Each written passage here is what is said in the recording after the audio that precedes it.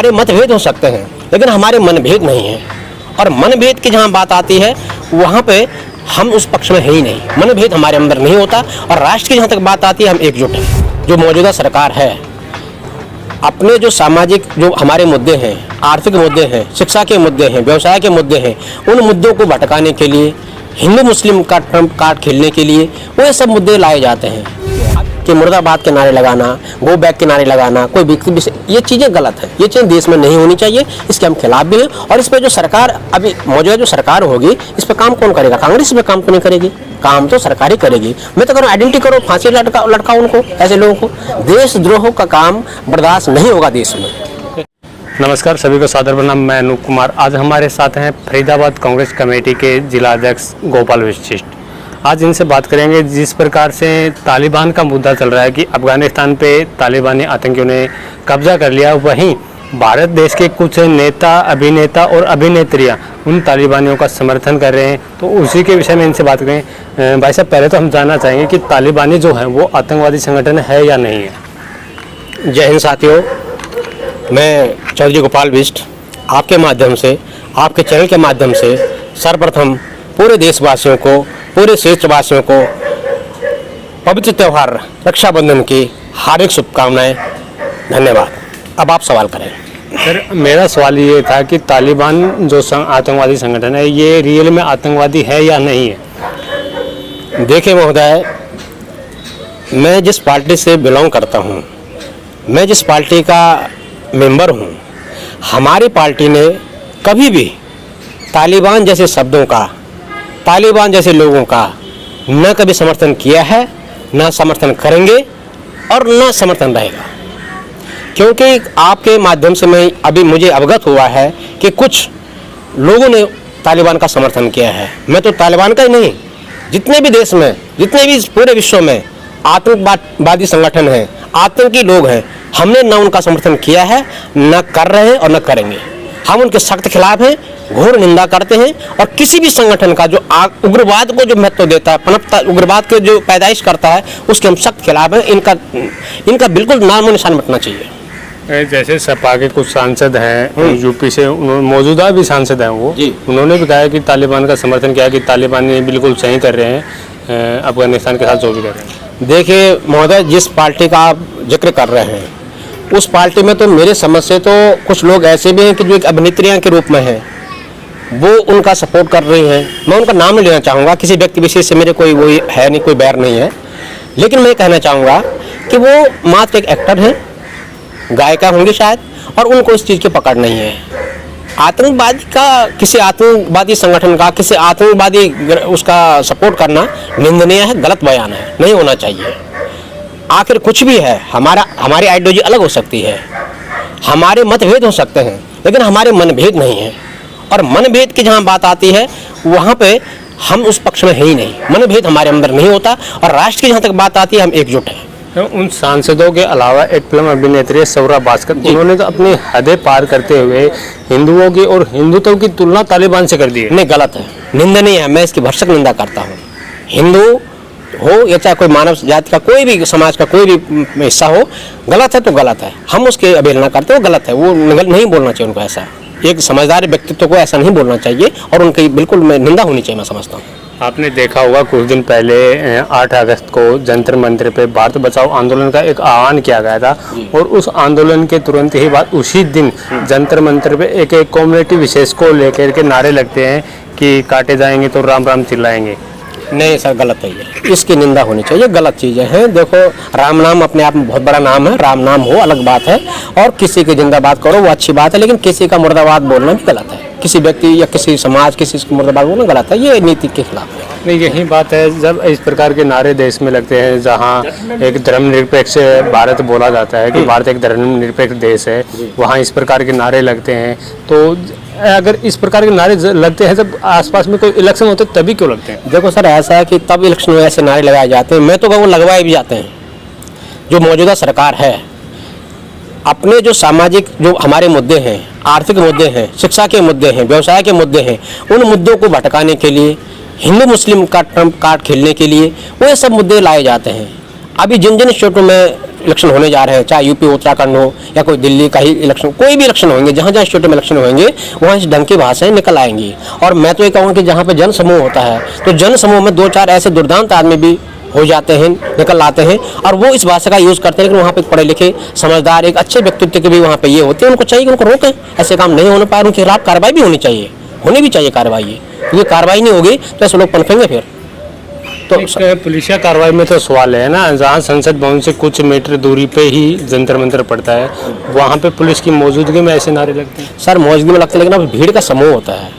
आप ये देखो कि जब भीड़ के समूह में कोई एक आध दो आदमी नारा लगाता है, उस टाइम पे उसको ना आप मीडिया कवर कर पाती है, ना कोई व्यक्ति विशेष कोई आइडेंटिटी कर पाता है। तो ये चीज़ें होती हैं, क्योंकि अगर हम एक समूह बना के चल रहे हैं तो ये एक आइडियोलॉजी होती है। नहीं, आप समूह की बात कर रहे हैं, अगर समूह बना के इस तरह के प्रोटेस्ट या इस तरह के नारे बनाते हैं, लगाए जाते हैं, तो वहाँ तो कोई कार्रवाई नहीं होती। अगर समूह बना के कोई अपने हक की मांग, जैसे एसएससी जीडी के स्टूडेंट जो हैं, जिनको सबके टेस्ट वगैरह क्लियर कर लिए हैं लेकिन उनको अभी तक ज्वाइनिंग नहीं दी गई है, अगर वो अपने हक की मांग को लेके, अपनी ज्वाइनिंग की मांग को लेके जब प्रोटेस्ट करते हैं उसी जंतर मंतर पे, तो उनको इतनी बुरी तरह से मार के और घसीट के अंदर कर दिया जाता है, लेकिन उनको छोड़ दिया जाता है। प्रोटेस्ट करना अलग चीज़ है। देखो, आप किसी अपने हक के लिए अगर आप कोई लड़ाई लड़ते हो तो अच्छी बात है, और एक आप कह रहे हो कि शिक्षित समाज ऐसा करता है, तो कहीं भी आप बता लो शिक्षित समाज ने कोई ऐसा नारा तो लगाया नहीं।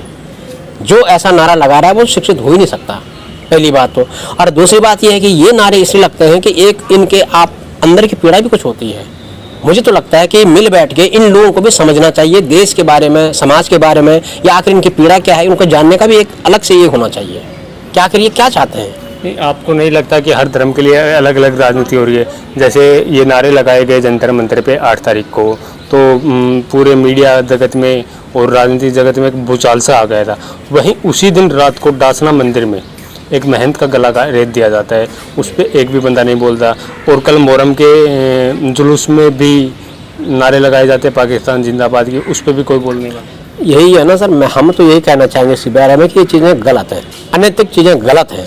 अब मैं किसी चीज़ का खुल के भी विरोध भी नहीं कर सकता, क्योंकि एक व्यक्ति विशेष की भी आज़ादी होती है, लेकिन व्यक्ति विशेष की आज़ादी में मुर्दाबाद बोलना ये तो आज़ादी नहीं हो सकती है। इसके ऊपर तो जो मौजूदा सरकार है, जो सरकार में हुक्मरान बैठे हुए, व्यक्ति विशेष की आज़ादी देश के द्रोही का काम नहीं कर सकती। उसके लिए सख्त से कार्रवाई। विशेष की ऐसी तो कोई आज़ादी नहीं कि देश के खिलाफ नहीं, मैं इस पर मैं तो खंडन कर रहा हूँ। मैंने आपकी बात को पहले खंडन किया है कि मुर्दाबाद के नारे लगाना, गो बैक के नारे लगाना, कोई व्यक्ति, ये चीज़ें गलत है, ये चीज़ें देश में नहीं होनी चाहिए। इसके हम खिलाफ भी हैं। और इस पर जो सरकार अभी मौजूदा जो सरकार होगी, इस पर काम कौन करेगा? कांग्रेस इस पर काम तो नहीं करेगी, काम तो सरकार ही करेगी। मैं तो कह रहा हूँ आइडेंटिटी करो, फांसी लटकाओ उनको, ऐसे लोगों को। देशद्रोह का काम बर्दाश्त नहीं होगा देश में।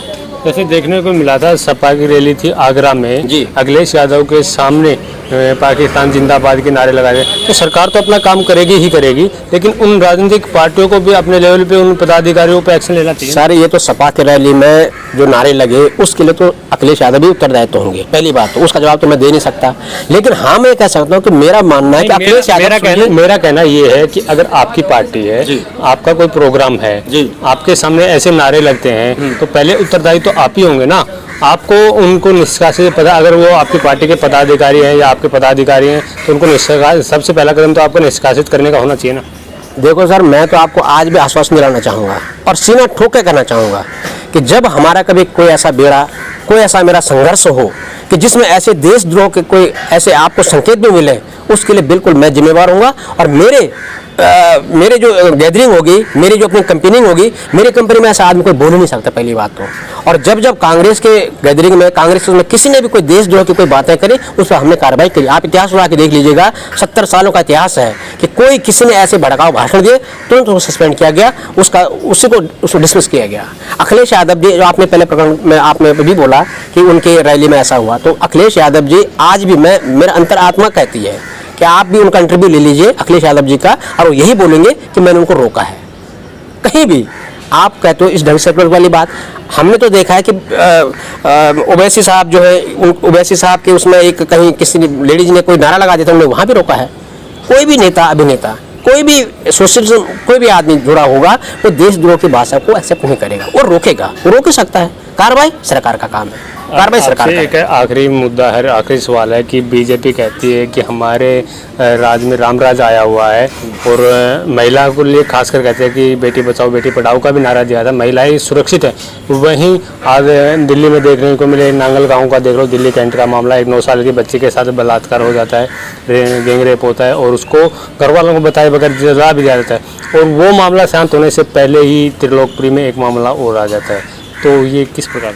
सर देखो, रामराज की कल्पना तो हम नहीं कर सकते। जहाँ बलात्कार हो रहा हो सरेआम, जहाँ बेटियों को रात में जलाया जा रहा हो, जहाँ भ्रूण हत्या जैसी आज भी चीज़ें हो रही हो, उस जगह को हम रामराज, उस पूरी कल्पना को, उस पूरी पृष्ठभूमि को हम रामराज कैसे कह सकते हैं? ये तो आप कह रहे बीजेपी कह रही है।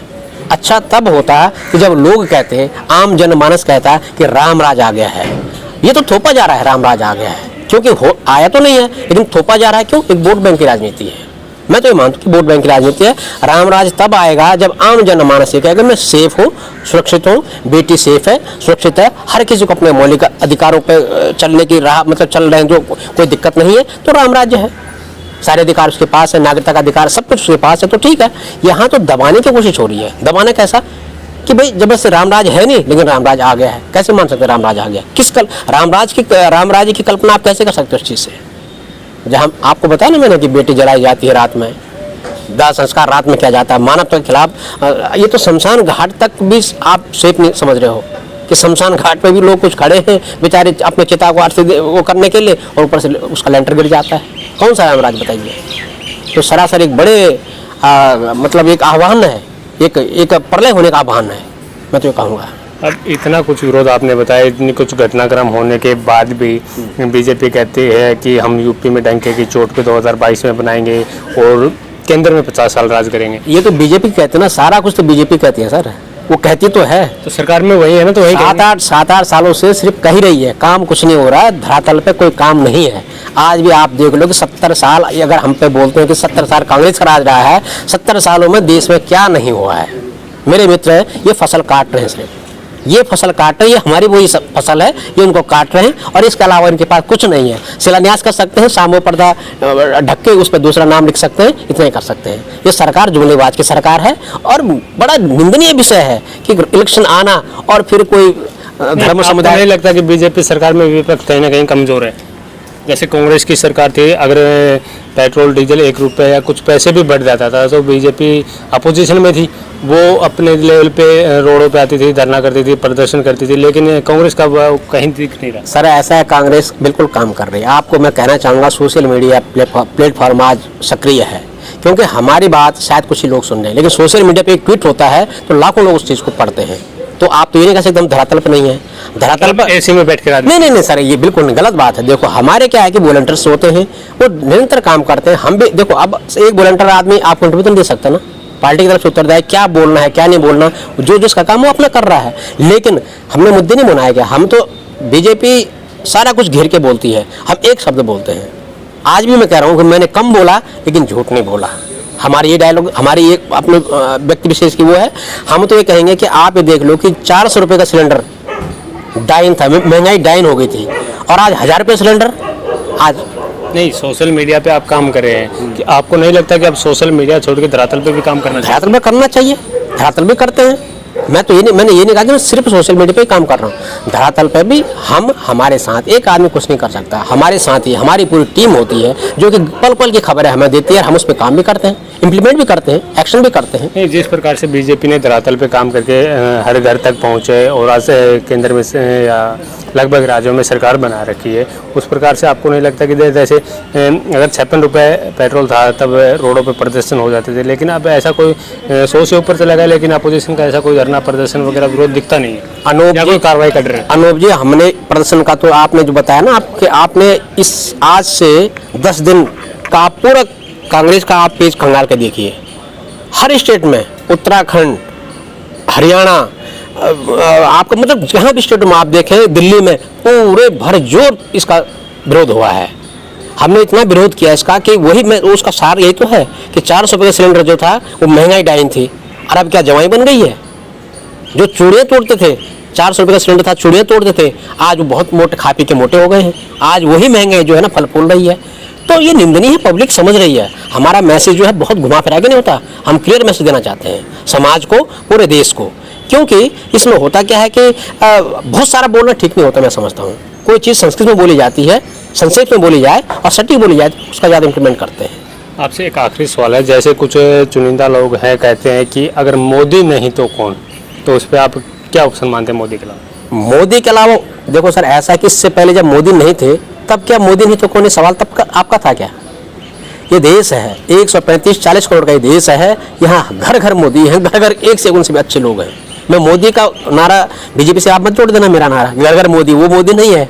अब तो महंगाई इतनी बहुत हुई, महंगाई की मार, बस करो मोदी सरकार। अब तो मोदी के लाखों, मोदी से भी अव्वल लोग घर घर में हैं।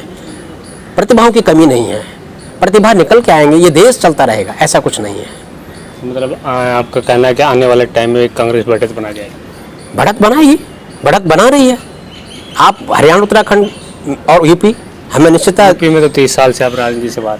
बिल्कुल ठीक है, आपकी बात बिल्कुल ठीक है। फिर हम धरातल पर आ रहे हैं, हमसे कहीं ना कोई गलती हुई होगी, मैं मानता हूँ। मैं आज एक्सेप्ट करता हूँ कि देखो, गलती को स्वीकार करना एक हमारी सहजता है।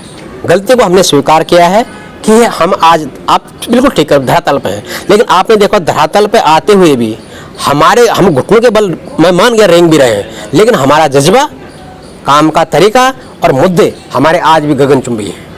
ये सदा रहेंगे। हमारी आवाज़ में कोई दबा पाया ना तो कोई दबा पाएगा। क्यों? इसलिए नहीं दबा पाए कि हम हक की आवाज़, देश की आवाज़, जनमानस की आवाज़ और निचले तबके, हमारा मकसद अडानी अंबानी को ऊंचा करना नहीं है। हमारा मकसद है कि जो आदमी प्याज टमाटर की रेड़ी, जो किसान खेत में वो कर रहा है, उनको उनका स्लैब, उनका पायदान उठाना ही हमारा मकसद है। और हम उनके लिए लड़ते रहेंगे, करते रहेंगे, ये हम समर्पित हैं। उसके लिए कुछ भी हो जाए, हमारा उद्देश्य इलेक्शन जीतना नहीं है।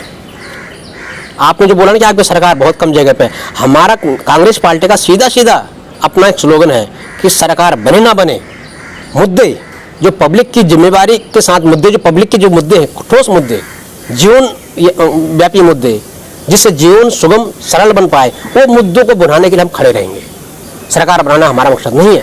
हमारा मकसद है देश को सही आना दिखाना और देश की मेन जरूरत, दुनिया की मेन हमारी क्या जरूरत है, उसको पूरा करना हमारा मकसद है। उसके लिए हम खड़े रहेंगे, हमारी आवाज़ दबेगी नहीं। आपसे आखिरी में लास्ट सवाल है, तालिबान के ऊपर ही फिर आऊँगा। तो तालिबान को समर्थन कर रहे हैं उन लोगों के लिए आपका क्या संदेश है? तालिबान को समर्थन करना निंदनीय काम है, क्योंकि वो आज से नहीं, पूरे में तो जब से हम बच्चे थे, जब से हमने सुना कि तालिबानी हुकूमत। नहीं, तालिबानी को समर्थन करना तो निंदनीय बात है, लेकिन जो लोग समर्थन कर रहे हैं उन लोगों के लिए क्या संदेश छोड़ें?